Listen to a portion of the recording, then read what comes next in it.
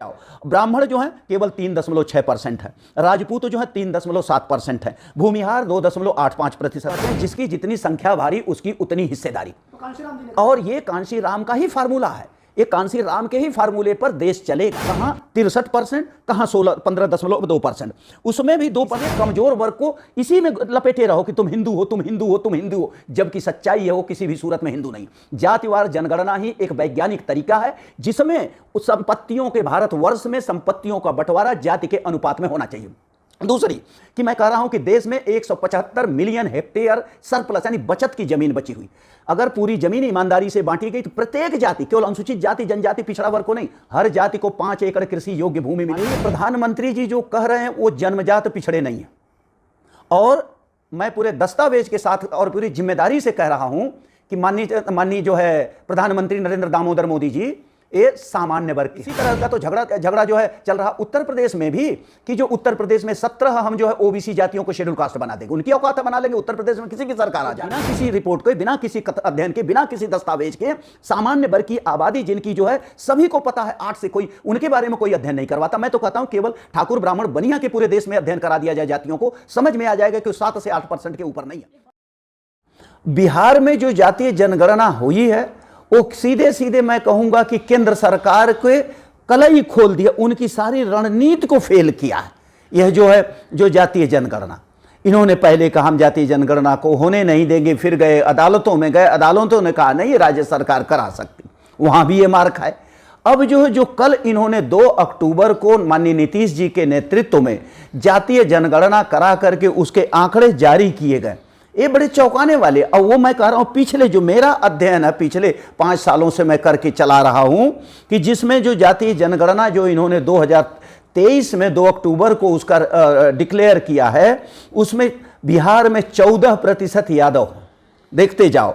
ब्राह्मण जो है केवल 3.6% है, राजपूत जो है 3.7% है, भूमिहार 2.85% है, पिछड़ा वर्ग उसमें जो है 27.12% है, उसमें जो अति पिछड़ा वर्ग है 35.01% है, अनुसूचित जाति उसमें 19.65% है, अनुसूचित जनजाति 1.68% है। यानी जब पूरे पिछड़ा वर्ग अति पिछड़ा वर्ग को जोड़ दोगे तो टोटल जो प्रतिशत आ रहा है वो 63% आ रहा है। मैं तो 59% कह रहा था ना, अभी ये 63% पिछड़ा अति पिछड़ा वर्ग। हिंदू जिसको ब्राह्मण बनिया छत्री कह लो, इनकी आबादी थोड़ी बिहार में कम है लेकिन उत्तर प्रदेश में थोड़ी उनसे ज्यादा। वहां पर इनकी आबादी 15.52% यानी 16%, कहां 63%, कहां 15.2%। उसमें भी 2%, अभी 3% जो है मुसहर बिरादरी है, जो है क्या नाम है, माझी लोग लिखते हैं। वहां पर 2.87% कुर्मी बिरादरी है, और कुल आबादी जो वहां बिहार की 13 करोड़। यह एक फिगर तुम्हें बता रहा। अब जो ये जातीय जनगणना, यह तो भाई एकदम पूरे केंद्र सरकार को आंख खोलने वाला होना चाहिए कि केंद्र सरकार क्यों नहीं कराए। हम कह रहे हैं जातीय जनगणना अगर वो कहते हैं 63% है, तो अगर उत्तर हैरान नहीं करता कि 50-55 की बात हो रही थी, अब 63% जो है ये मुझे तो नहीं हैरान कर रहा, ये बाकी लोगों को हैरान करेगा, क्योंकि कांग्रेस पार्टी जितने भी की है, मैं उसकी निंदा के रूप में निंदा करके एक कहते हैं ना कि जिसके समीक्षक के तौर पे मैं बोल रहा हूं कि कांग्रेस पार्टी में भी वही समाज है जो 15% कहते हो, चाहे बीजेपी में हो चाहे कांग्रेस में हो, दोनों एक ही चला रहा। अब देखो कांग्रेस थोड़ा इंडिया कांग्रेस या जो भी कुछ हुआ है, मैं कह रहा हूं इस देश में आज भी तुमसे कह रहा हूं, पिछले दिनों भी मैं बोला हूं कि अगर कांग्रेस में कोई अगर क्रांति ला रहा है वो है माननीय राहुल गांधी। राहुल गांधी के कदम ने सबको झकझोर के रख दिया है, और कम से कम इस स्थिति पे ला दिया है कि जो अपोजिशन खत्म था और अपोजिशन आकर के खड़ा, अब कोई कहने लगा है कि हाँ भाई यहां पर अपोजिशन है। जो जातीय जनगणना की बात है, कर्नाटक में राहुल गांधी, मैं यहां पर एक और भी करूंगा, तुम शायद नाम जानते होगे कि नहीं जानते हो, जो के राजू जी हैं, पूर्व अधिकारी आईएएस अफसर हैं, जो कोऑर्डिनेटर हैं schedule caste, schedule tribe, backward classes और माइनॉरिटीज के पूरे देश के। उनका ये है, उनसे मेरी जब बात हुई और वो कहते हैं, और वो राहुल गांधी के भी सलाहकार भी हैं बेचारे, लेकिन वो कहते हैं जिसकी जितनी संख्या भारी उसकी उतनी हिस्सेदारी। तो कांशीराम जी ने और ये कांशीराम का ही फार्मूला है, ये कांशीराम के ही फार्मूले पर देश चलेगा। उस कांशीराम से बड़ा सामाजिक सुधारक, सोशल साइंटिस्ट आज तक न देश में पैदा हुआ, न अभी तक तो उम्मीद नहीं कोई पैदा होगा। राहुल गांधी ये दूसरे व्यक्ति जिसको मैं कहता हूं कि मुझसे अगर पूछोगे तो राहुल गांधी को मैं आज की तारीख में एक आदर्श मानता हूं। इसलिए वह आदमी एक ऐसा व्यक्ति है जो कम से कम उत्तर से लेकर के दक्षिण तक, दक्षिण से लेकर के उत्तर तक पूरे भारत को नाप दिया। किसी की हिम्मत नहीं है, चाहे अनुसूचित जाति का हो, जनजाति का हो, पिछड़ा वर्ग का हो, किसी की औकात नहीं थी कि इस तरह की वो पदयात्रा कर लेता। आप राहुल गांधी की तारीफ कर रहे हैं, जनगणना की शुरुआत हुई बिहार से, नीतीश कुमार की तारीफ नहीं होनी चाहिए? और मैं बता रहा हूं, यह जो है सिद्धांत दिया गया जिसकी जितनी संख्या भारी है, राहुल गांधी कर्नाटक के चुनाव है उसमें कहा गया, और इसमें जो है अच्छी बात है, कहीं से तो शुरुआत हुई। कम से कम कर्नाटक में सरकार आते ही उन्होंने शुरू किया, इसके बाद जो है हिमाचल में कांग्रेस की सरकार आई, इन्होंने शुरू किया, इन्होंने ही जो उसको रास्ता दिखाया। मैं राहुल गांधी के स्पोक्स पर्सन तो अभी नहीं हूं, न मैं उनका प्रवक्ता हूं, लेकिन जो दिखता है वही बिकता है। राहुल गांधी चल रहे हैं, राहुल गांधी सीख रहे हैं, राहुल गांधी ऐसे नेतृत्व दे रहे हैं जिसका कोई सोचने की परिकल्पना से भी बाहर है इस तरह से। और वही राहुल गांधी का जो है देखना, एक चीज मैं आज तुम लोगों से सामने कह रहा हूं कि राहुल गांधी ही होंगे जो उत्तर प्रदेश में जिसकी जितनी संख्या भारी उसकी उतनी हिस्सेदारी लेके आ रहे हैं। यानी ये 2024 के लिए एजेंडा सेट हो रहा है। दो एजेंडा ही नहीं, इसमें जो पार्टिसिपेशन निर्धारित किया जा रहा। राहुल गांधी भोपाल, मध्य प्रदेश के चुनाव में, राजस्थान के चुनाव प्रचार में इस बात को कह रहे हैं कि हमारी सरकार चुनाव के बाद ये एजेंडे को लागू कर देगी। उसके 2-3 महीने बाद लोकसभा का चुनाव होने वाला। तो पहले एक एक करके जो एजेंडा वो सेट कर रहे हैं उस एजेंडे को पहले लागू कर रहे हैं। कर्नाटक के चुनाव में जो उन्होंने वादे किए थे पहली कैबिनेट में अप्रूवल हुआ और वो लागू हुआ। तो इसलिए जो जातीय जनगणना, मैं श्रेय निश्चित तौर से ऐसा नहीं है कि माननीय नीतीश कुमार को नहीं दे रहा हूं, कम से कम उन्होंने एक डेयरिंग स्टेप तो लिया, कम से कम वो आगे तो बढ़े। उन्होंने दूसरे राज्यों को एक तरह से उन्होंने एक संदेश दिया है माननीय नीतीश कुमार जी ने कि हम कर सकते हैं तो आप क्यों नहीं कर सकते। यह कांग्रेस के लिए भी एक तरह से चुनौती भरा कदम होगा कि आने वाले दिनों में जब 4 राज्यों के चुनाव हो जा रहे हैं, 5 राज्यों के चुनाव, तो उसमें कांग्रेस का कितना जल्दी से जल्दी जाति जनगणना करा करके उसके परिणाम घोषित कर। प्रधानमंत्री जी बार-बार कह रहे हैं कि मैं ओबीसी हूं, ओबीसी मां का बेटा हूं, तो यह मंडल 2.0 जो शुरुआत कर रहे हैं अगला वर्ष से पिछड़ा, ये सफल होगा? माननीय प्रधानमंत्री जी जो कह रहे हैं वो जन्मजात पिछड़े नहीं हैं, और मैं पूरे दस्तावेज के साथ और पूरी जिम्मेदारी से कह रहा हूं कि माननीय जो है प्रधानमंत्री नरेंद्र दामोदर मोदी जी ये सामान्य वर्ग के हैं।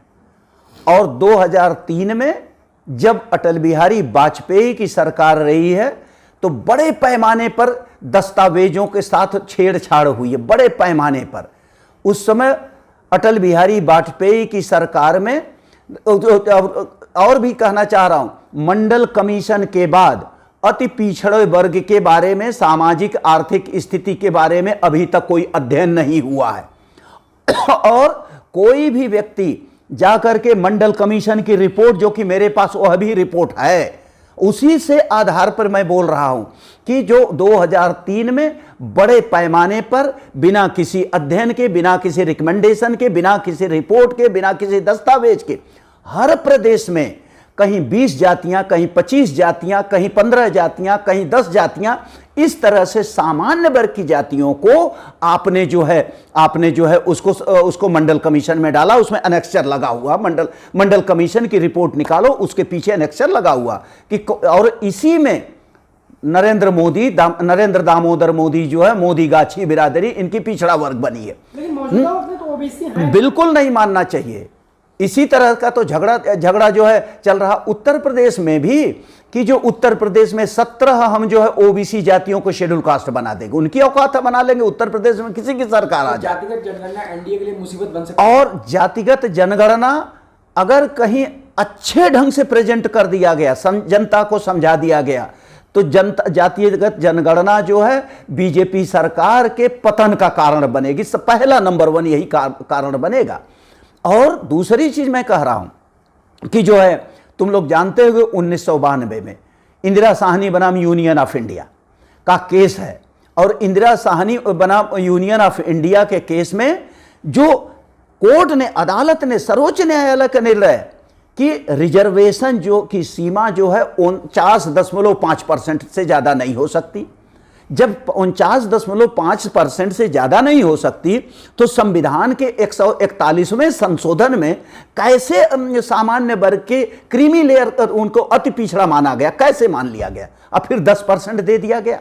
जब 10% उनको दिया गया, 49.5% पहले से जो सीमा रेखांकित की गई थी माननीय सर्वोच्च न्यायालय के जजों द्वारा, जो विद्वत न्यायाधीश वहां बैठे हुए हैं, पता नहीं कौन सी साइंटिफिक उनकी एनालिसिस थी कि 52% की आबादी को 27% कर दो। अब बिना किसी रिपोर्ट के, बिना किसी अध्ययन के, बिना किसी दस्तावेज के, सामान्य वर्ग की आबादी जिनकी जो है सभी को पता है 8 से, कोई उनके बारे में कोई अध्ययन नहीं करवाता। मैं तो कहता हूं केवल ठाकुर ब्राह्मण बनिया के पूरे देश में अध्ययन करा दिया जाए जातियों को, समझ में आ जाएगा कि 7 से 8% के ऊपर नहीं है। एक बड़ा सवाल यह है कि 2024 से ठीक पहले राम मंदिर का उद्घाटन है, और हिंदुत्व की दीवार जो है, हिंदुत्व वाला एजेंडा वो चरम पर है।